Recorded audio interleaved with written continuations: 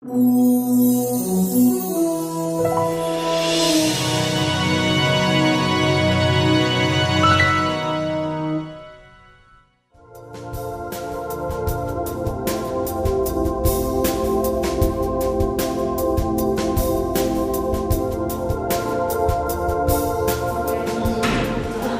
everybody, thank you for attending this session. This session will be about feeds module on Drupal.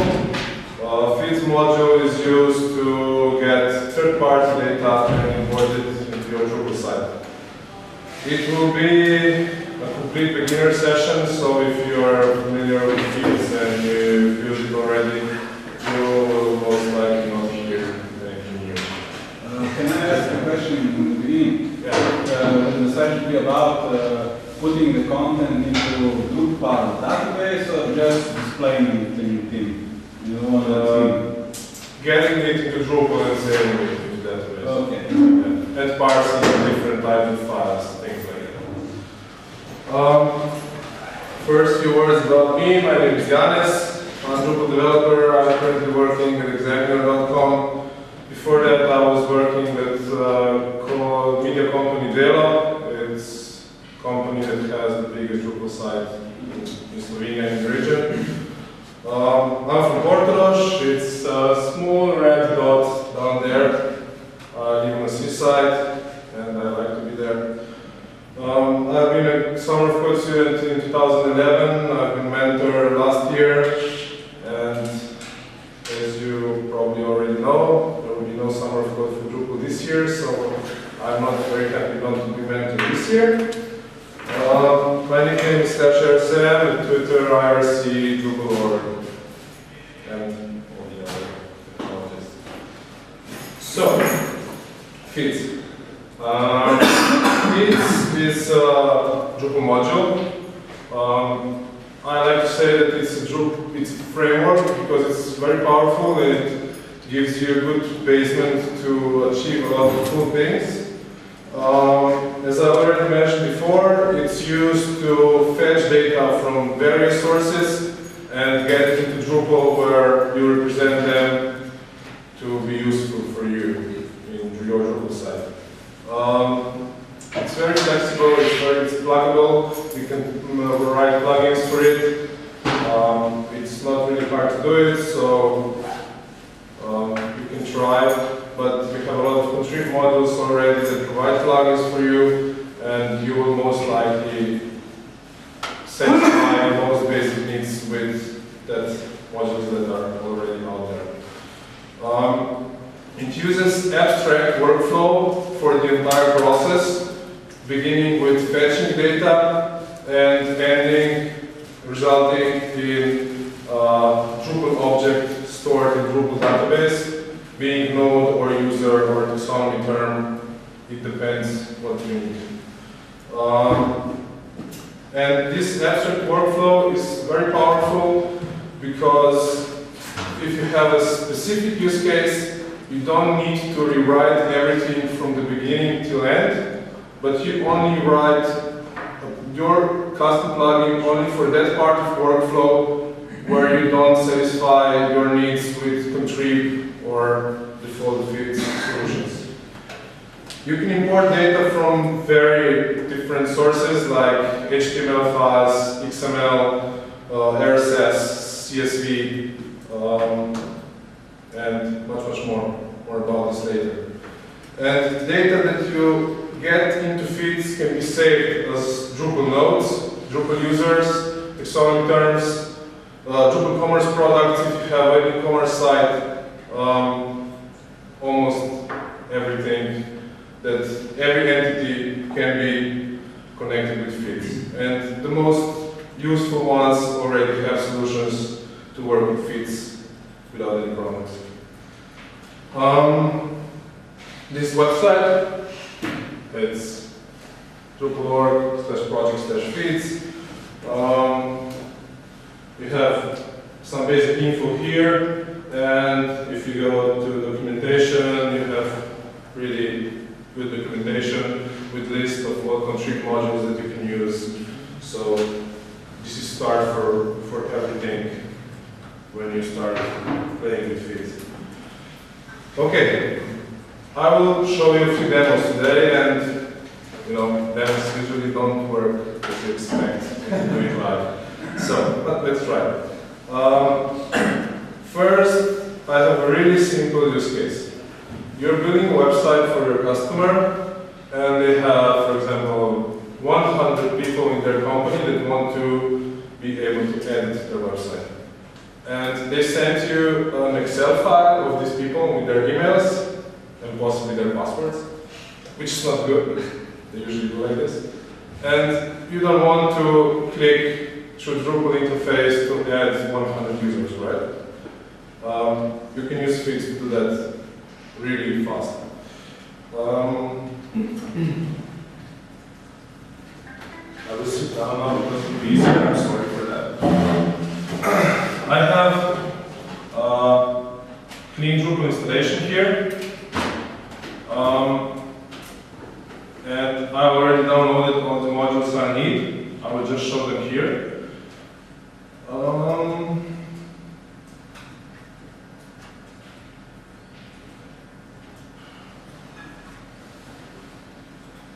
As you can see, there is an entire group of modules that belongs to feeds. And to do basic things, we just need the main module and the admin UI module, which will allow us to create new importer configurations. When we enable these two modules and their dependencies,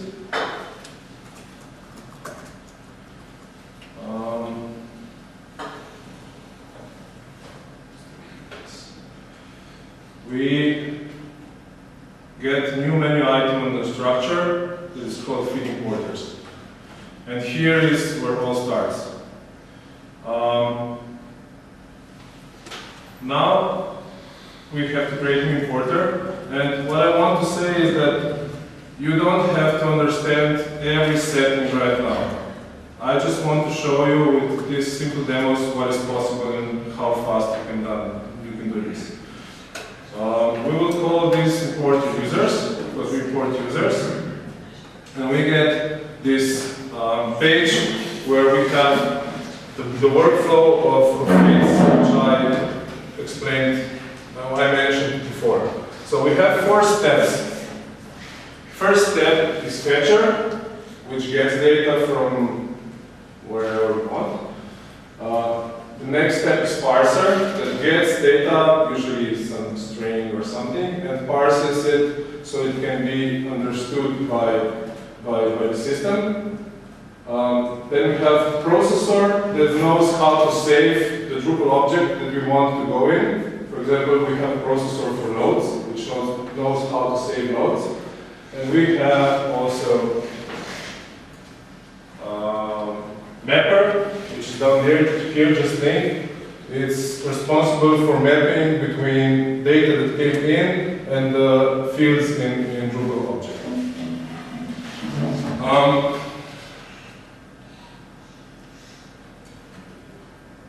I will set this to...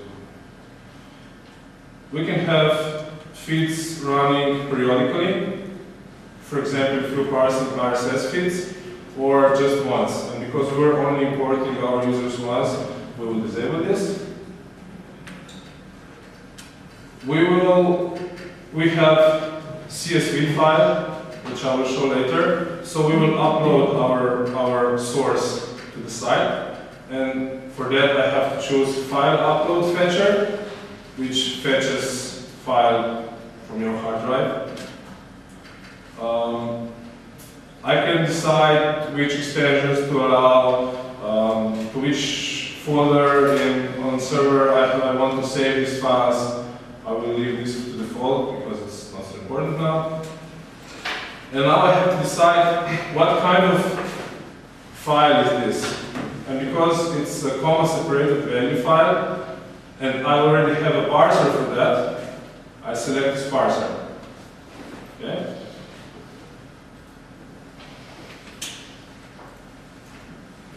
You can set whether you have your values separated by commas, by semicolons, tabs, all the things.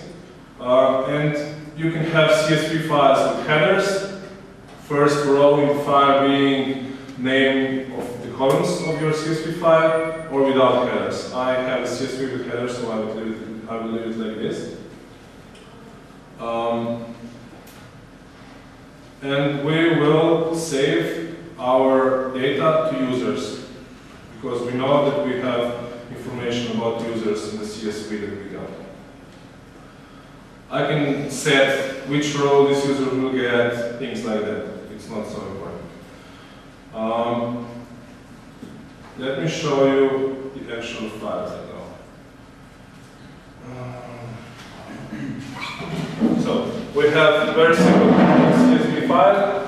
First row is header row. We have username in the first column, email in second column, and unhashed password in third column. Okay? And we want to get this and create users out of that.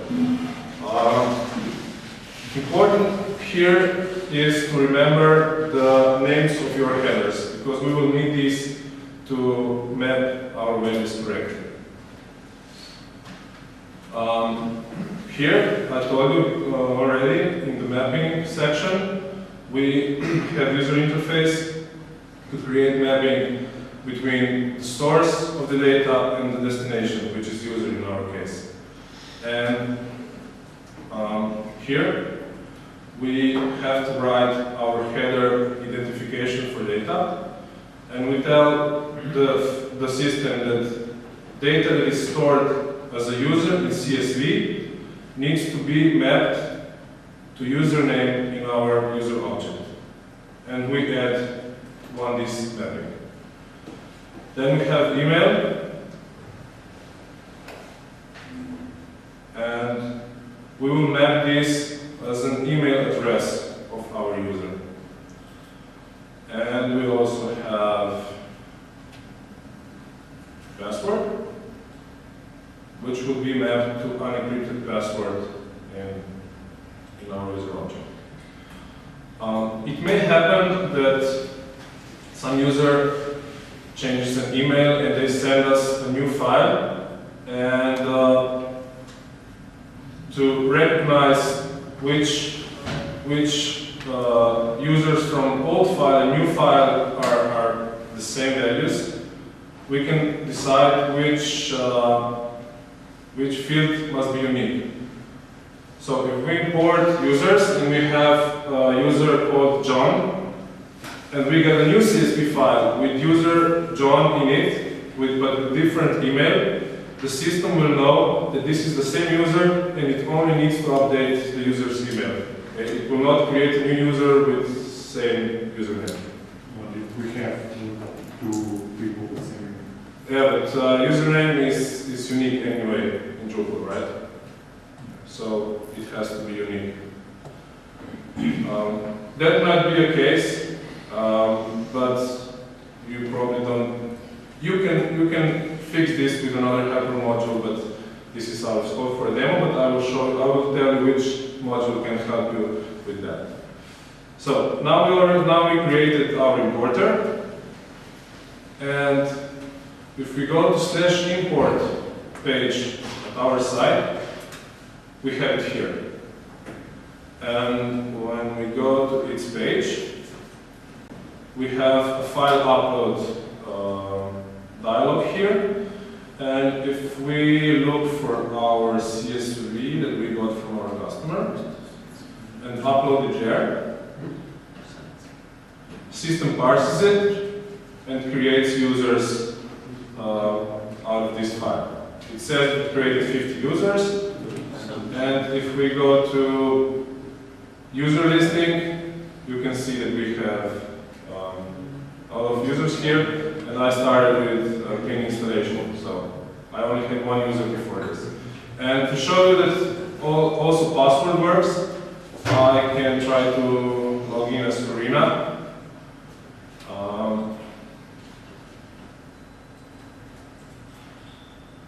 Let's see, it's Corina 637, very good password.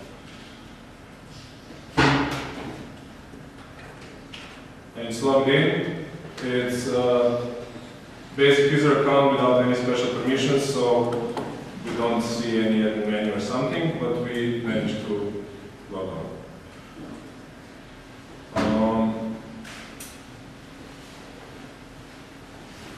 And second demo is importing of RSS feeds into your system. For example,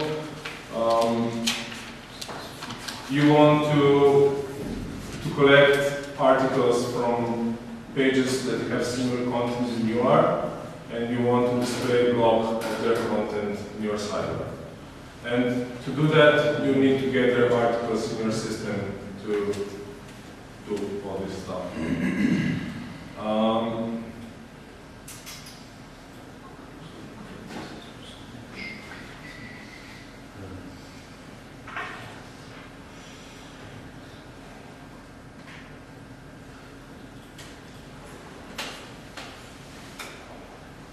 I already created a module that will help me to skip the boring part. I enabled the module which I prepared before that created two content types in the system. One is called feed, and it will hold our subscription. Each RSS feed that we want to import in our system will have one node of type feed in there, and we have RSS article content type which will store every article imported from every feed. I can show you fields here. We have only title because we don't need any other fields there. And at imported article, we have fields for basic information that usually comes with RSS. It's description or body, it's link of the original content, it's the author name, and it's the title of that article.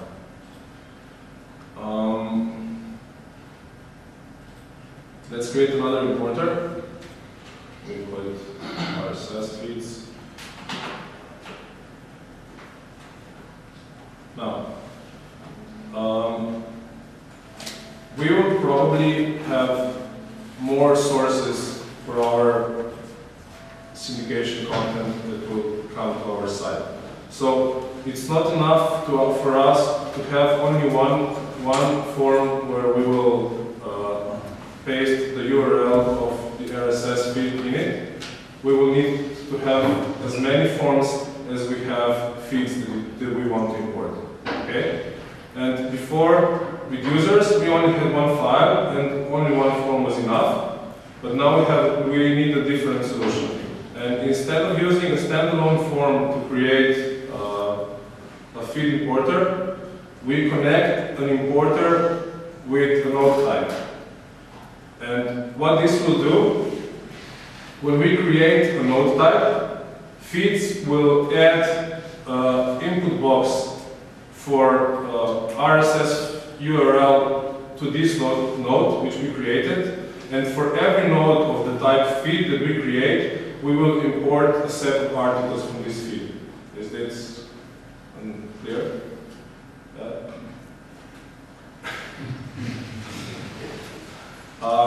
And because the articles on our partner sites often change, we set this to periodic import, and once we create one importer, it will try to fetch new articles every 30 minutes or every 15 minutes or every day or whatever. It depends on your state. Can you set it to less? Like 5 minutes? You can set it to as often as possible, and that means that it will do it on every cron run. So you basically control it how often you run cron runs on your page. Cron runs are tasks that are done in behind the scenes on your site, and when you install your site, you have to fire them from your system's cron tab, usually from Unix cron tab file or something like that. It depends which system you use. It's triggered from outside.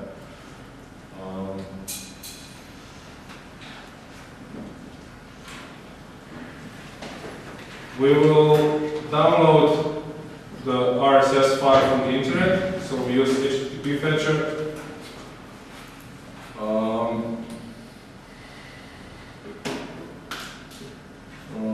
We can auto-detect feeds, so if we paste in a URL to a page, it's not an RSS feed, but it includes link to RSS feed somewhere in it, it will try to auto-detect it. It's pretty handy.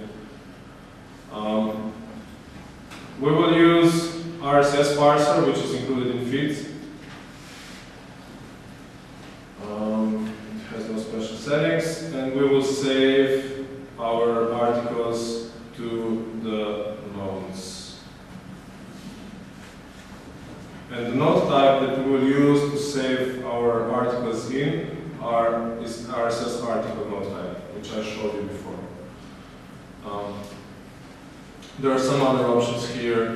You can set feeds to automatically delete imported nodes after some time, things like that. It's everything pretty obvious when you go through it. So now, because when we have CSV, it's not predefined how your headers will look like.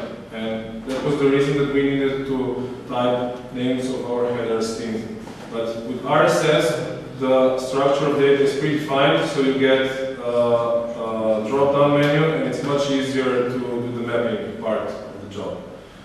And it's really easy. We say that the title from the source part should be mapped to the title of the destination. We edit twice.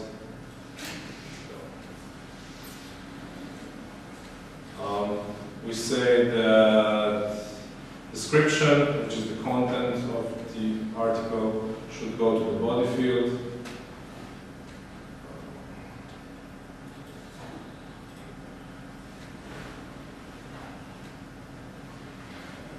This is really stupid user experience here. If you click save, which you obviously do, it will not save if you have configured something here. You always have to press that. This really bothers me. Maybe I should write a patch. And we can take author's name and map it to author field. And we can take URL and we can map it to the link field. And we can take global universal identifier and we'll map it to universal identifier internal feeds. Why do we do that? If we have an article that changes the URL and changes the title and changes the content, but it's still the same article, the global unique identifier will tell feeds that this is the same article even if the URL changed and everything else changed. And we can set this to unique.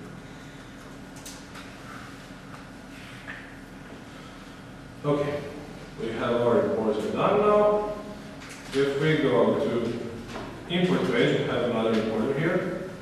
And now if we try to click on it, we don't get this simple form now, but we get the node creation form. And we will import articles from Drupal Planet. Drupal Planet is a site where blogs from various members of the Drupal community comes together and we can follow what's going on here.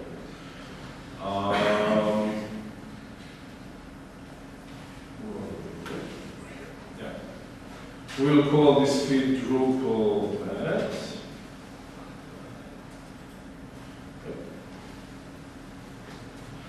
And we will enter the URL to the RSS file here. And when we save this node, it gets to Drupal.org, it downloads this file and parses it and creates node for every article that is on the site. And now, if we now go to the list of content, we see that we got a lot of RSS articles.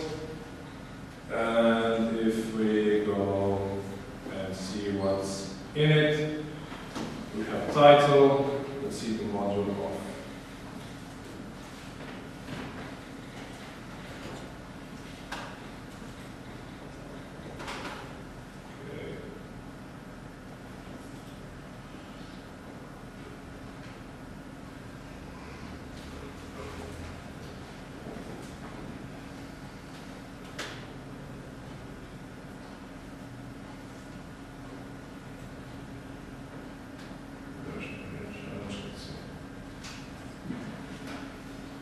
Russian Integration Challenge is over. You see this article here on the actual blog where it appears. We have a link to it and author, maybe it's not set. We can check later. And now, for example, if we want to import another site, for example, your Twitter feed, which also can be represented as RSS. You can create another node, and you can paste that one in, you will get nodes from there. And every 30 minutes, all the nodes will be updated, and the new ones will be added. And what about the pictures? If the RSS has also the picture, we can also include it. Yeah, if you have picture in the actual description as image tags, it will still link to the original source. And if you have pictures in RSS feed as enclosure, which is usually like this, you have to take another parser because the default RSS parser does not support it. And as far as I know, also the main RSS standard does not say anything about images. You have extensions of the standard to do that. So, yeah, you need to have another parser. But I will explain you which parser is really good for that. Yeah. Is that clear? Yes, sir. Any questions? Do you include the HTML in the descriptions? You can do this with another module on the fly. So we have this workflow of 4 steps. First one is Fetcher, which downloads data to your site. You have plugins to connect Fetcher to SQL database. It's not needed to only download files. You can go to the database. You have a plugin that connects to a mail server and downloads emails, and then you can import emails into your site. And as I already mentioned, you can write your own plugins. And for example, not a while ago, me and my colleagues got a request from our client to import a huge database of video on-demand information. It was like kind of a catalog, and it was represented in 10,000 XML files and one XML file that was indexed for everything.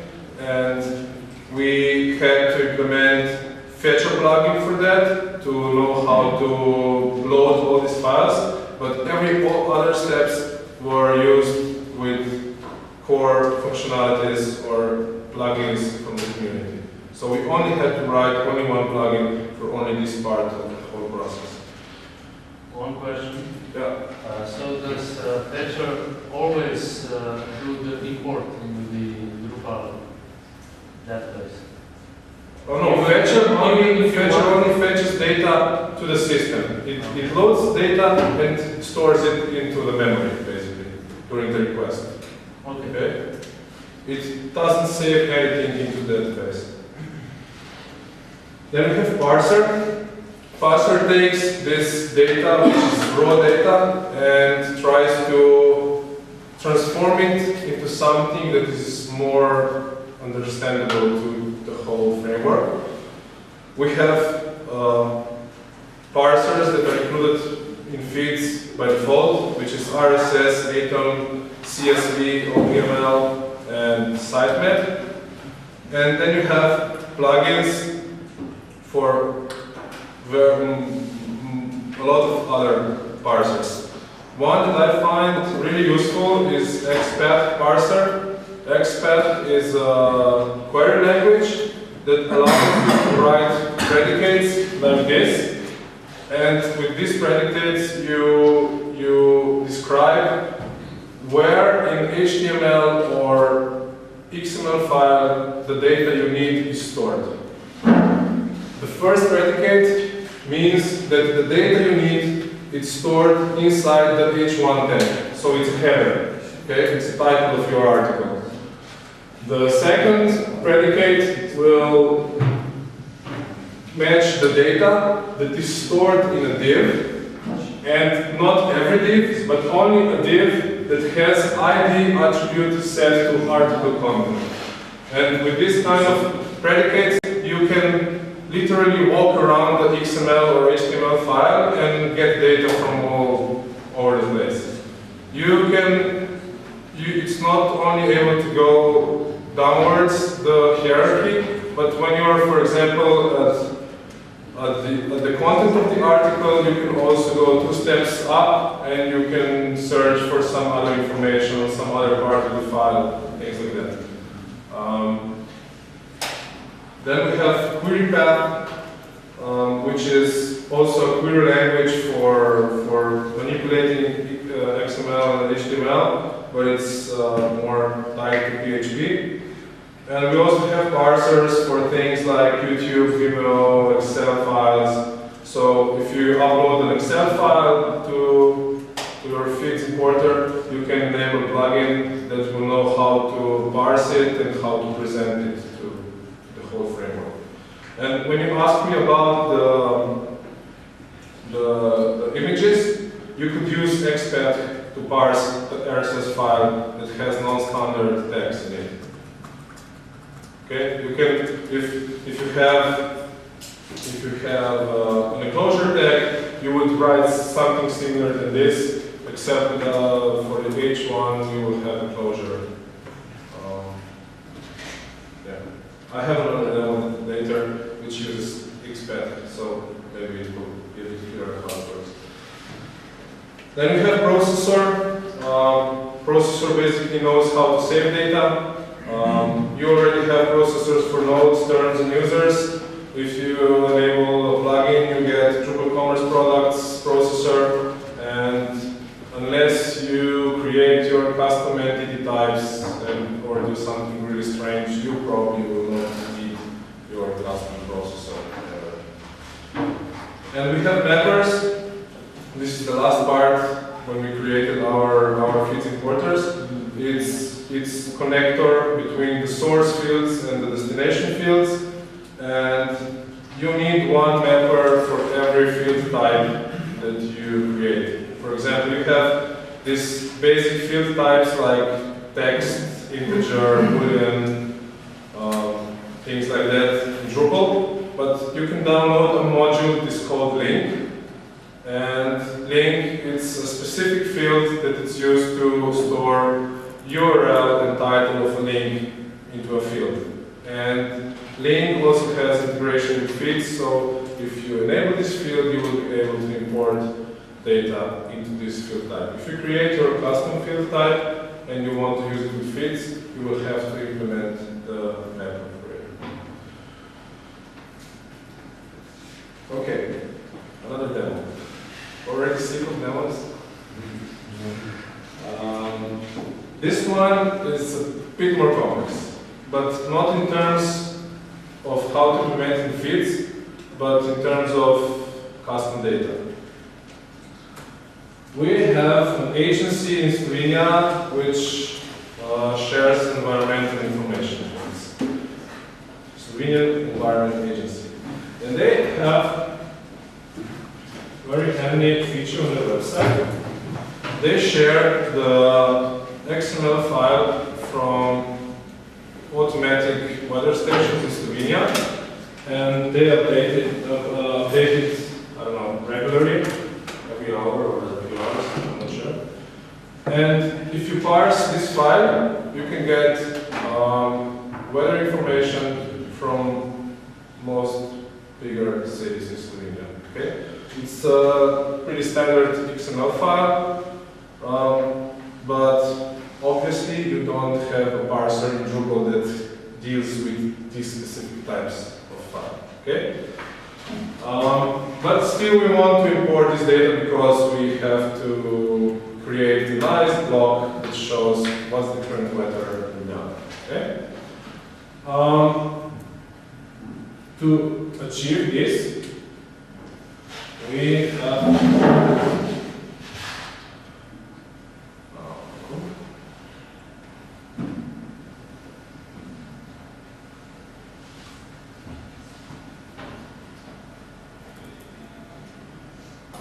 have to enable a contrib module, which is on Drupal.org, which is called feeds xpath parser, and it's a parser that uses that xpath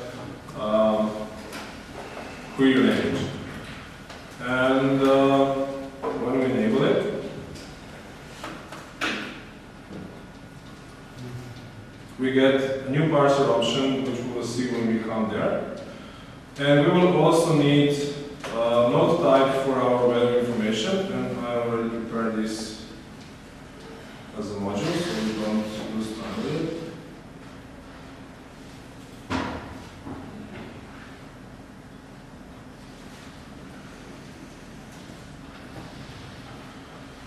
We go to content types. We see that we got a new content type called weather observation. I created this in a module that helped me to create this. And we have 5 fields here. We have a place, which is the name of the city. It's basically a node title with a different table. And we have a field for temperature, humidity, pressure, and wind speed. And we want to parse that from our XML file to this one. Let's go to field borders. Let's go to weather observations.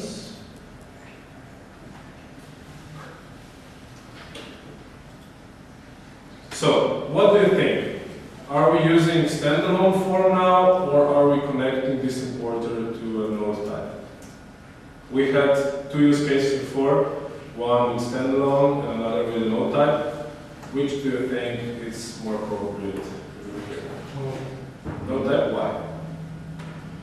Because we are importing from another website. No, it doesn't do anything with this.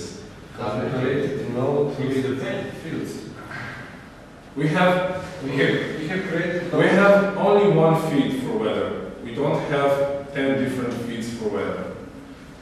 When we created users importer, we had only CSV file, and we used which form?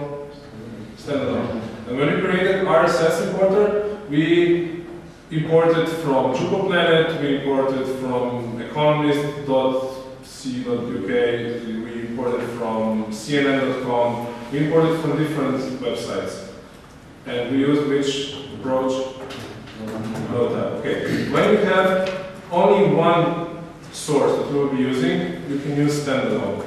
When you have more sources, but their structure is the same, so you can use the same importer, then you use connection with node types, because you can create more node types. For every source you create one node. Okay? And because what if you are mapping your users, where are they from? So you have different temperatures,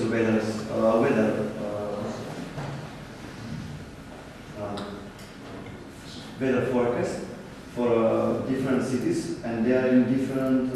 Yeah, we have here. We have weather situations in different cities. We have Celje here, and a bit down we have Letaliще to the airport at Liège, and then we have Chernobyl. When you show the website, in the website there were. Okay, if you would use that one, you would use Node, but because we're using the global XML, we use standalone. You're right.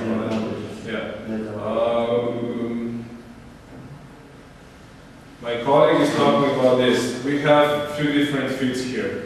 The one that is global, all all the cities together in one file. It's the one here. And then we have separate files here for different cities.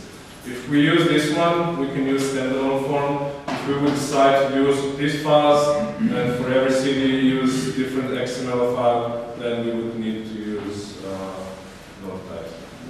Okay? Makes sense?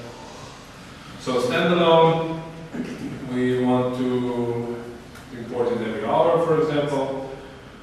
We'll download it from the internet, so we use HTTP fetcher.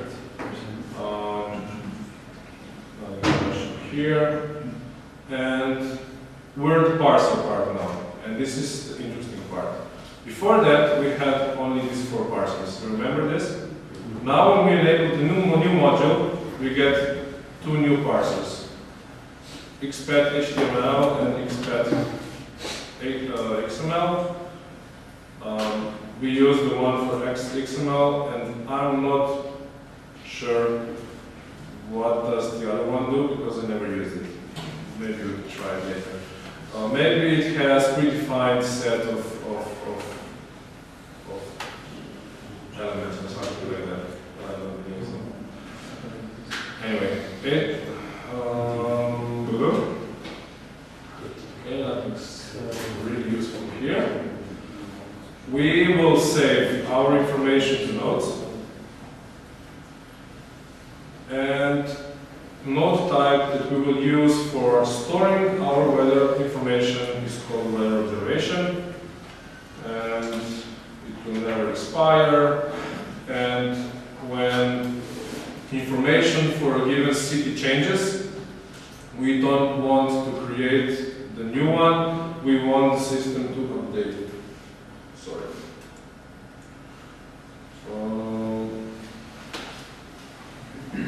And now we have to map it. So, we don't have a lot of selections here, only one item in the drop-down. So, we select this, we'll see what happens. First thing that we need to map is place, and I told you that the place is basically the node title, but with different label, but here in fields it will always represent it as a title. Then we have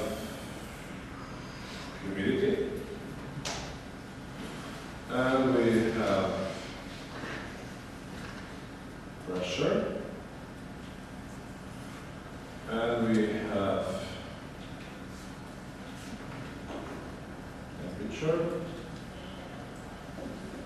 and we have wind speed. Okay? And I will use another info here. If we look at this file, we see that every city is called a domain in their file. And every city has a domain ID. And domain ID is unique for every city. So I will use domain ID for a unique identifier, and with this unique identifier, system will know when weather information for Ljubljana changes to search the Drupal database to find Ljubljana there and to know which node to update information at the right place.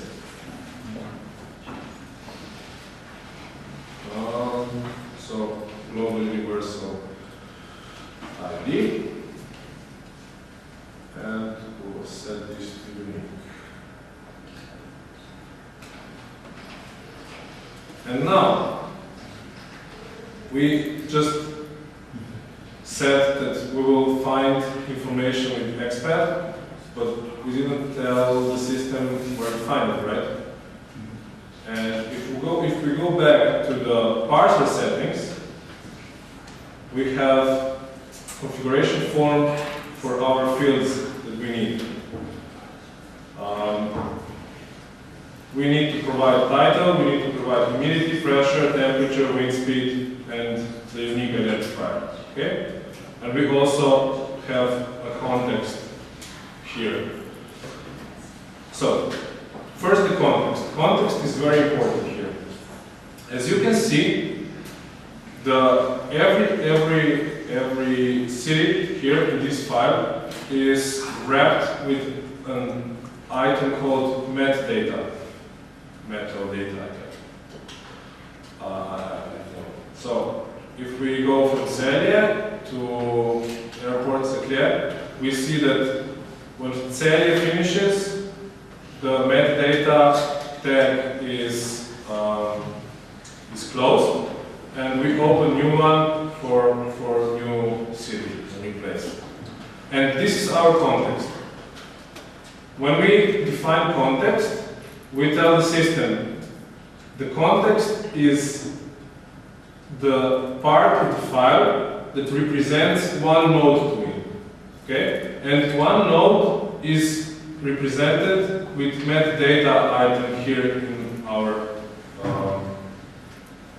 use case.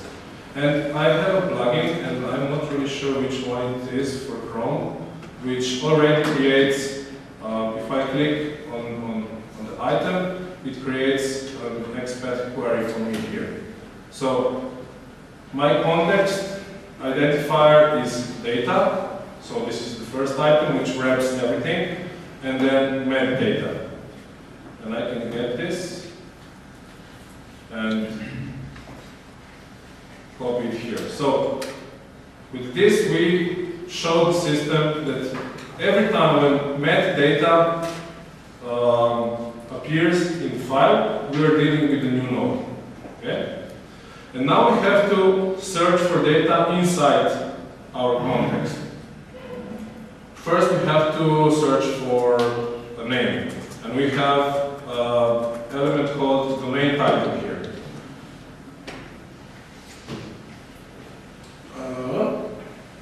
And all the fields are searched in the context, so you don't have to provide the entire way from top of the document to the item, but only from the context and down below. And since all the information is immediately after the start of the context, we only provide names for these items here.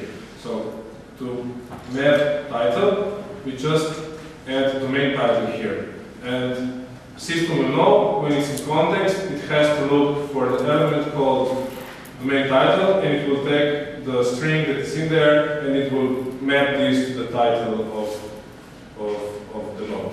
Okay, is that clear? Yeah. Next thing that we need is humidity. Let's try to search it. Okay, we have humidity here, and this is unit. It's always the same, and this is the actual value of humidity in Celje right now. So we need to type in RH, relative humidity, I guess. Then we need pressure.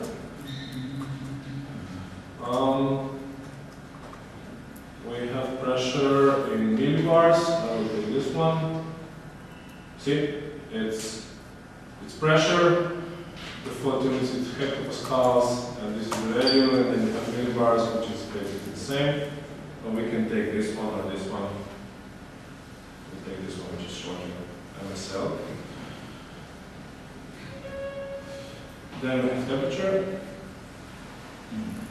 We have temperature. The float unit is degrees Celsius, and this is the value. Only T, obvious. Then we have wind speed,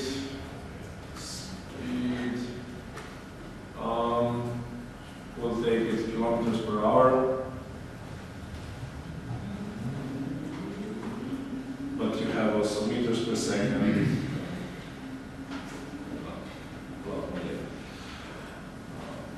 Yes, and then we need the global identifier, and if you remember, I told you that we have the main ID here, which we're using for that. So we enter the main ID for identifier. We save our importer.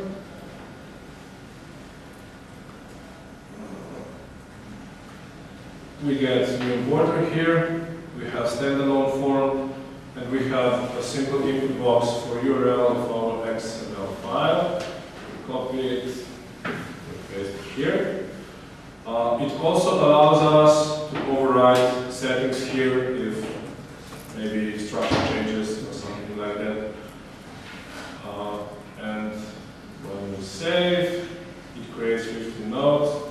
And when we visit content, we have Svenra, Desatace, Portarosh, blah, blah, blah. It's everything important. That's weather observation node type.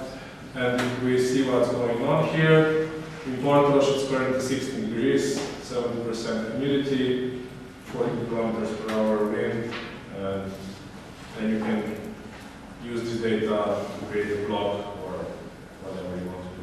Yeah. Is this clear? Yes. No? Is it cool? Yes.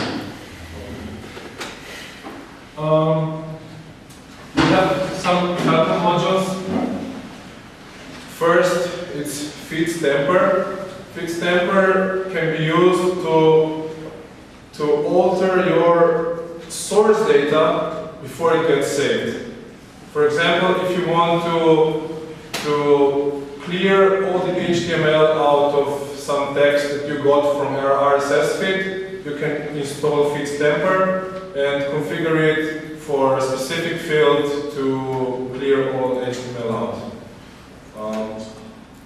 It's basically what it does. It also has plugins to manipulate your source data in different ways. Then another useful thing is feed scroller. It's something similar to Google Spider.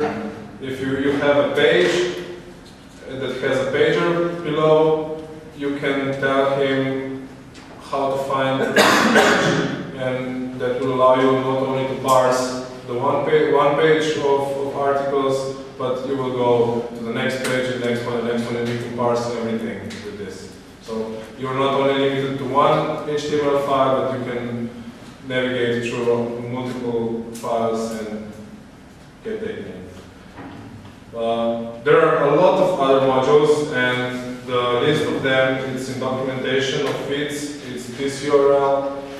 Link to my slides is already on the session page on the event website, so you can just go there and take your URL there. And you probably all have heard about the Google Reader crap lately.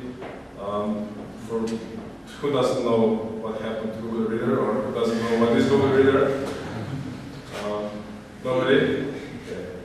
So I tried to create a replacement for Google Reader with feeds, and yeah, I use free importers, and you can import subscriptions from Google Reader to your Drupal site, and you can periodically download articles from all your feeds.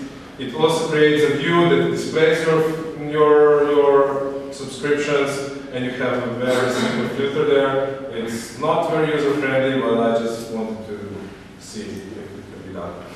So I created a module which is basically a feature. So everything that you need to have this experience, it's exported into a code. And if you go to this sandbox and pull the code from Git and enable a module, it has a lot of dependencies, but when you get all the dependencies, or Rush will do it for you, you will see how it works. If you need help, you can comment. Resources. First is the feeds project page. I already showed it to you. Then the official documentation, where you can learn how to work with feeds and see all the plugins and everything. And if you want to play with the same examples as I was using here, I also created free modules for our free demos. And if you download this code from my GitHub and you enable these free modules on your site, you will get node types that you need, and you will get importers that I created here, already created to you, so you can go in there and dig in and see how it works, change it, and see how it creates. Yeah, that's it. Thanks.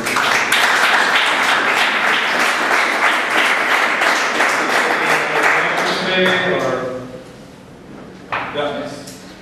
We have like 2 minutes. So I have a website in development where I have a Google spreadsheet list of products with IDs, and I think I could just this. Yeah, you could export it as CSV and enable the Drupal commerce. I have another question. I need to have an image attached to a node, like that image for 1 or 2 or 3 images that I have in a directory structure, and the name of directory is ID of the product. So how would I be able to add these images to nodes? You would probably need to write your plugin from mapping, I think. That would know where to find the image and create it. Yeah. You can give me the pane and I can help you with that. I'm sorry, I think it ended up, so if you can better it. I did a similar thing. Okay, good. Thanks. I want to ask for a simple example. For example, I have 2 sites. One which will be make some export on some content. So after that, I need to import this. How to export something from One thing that you can use to export data is, because I was doing this with XML API. yes, views. Yes. You have a plugin for views. It's called Views Data Export. And when you create a view and you enable data export on it, you get a link below, and it will download your view content as XML or CSV or Excel file. So maybe this is some way to do it. Okay, maybe because XML API is more confusing than useful for me. For others. Never really worked with it, but it depends how complex your use case is. If you have something really simple, then Only one file per day, just if I don't record it once a day. maybe you can try this one. I would really like to have feedback from you about this session because I have to do it in DrupalCon, and if you can send me your feedback on Twitter, it would be great. And if you tell that I sucked and I have to do it a totally different way, it's fine. I prefer that instead of saying, yeah, it's cool, but it's not. Thanks.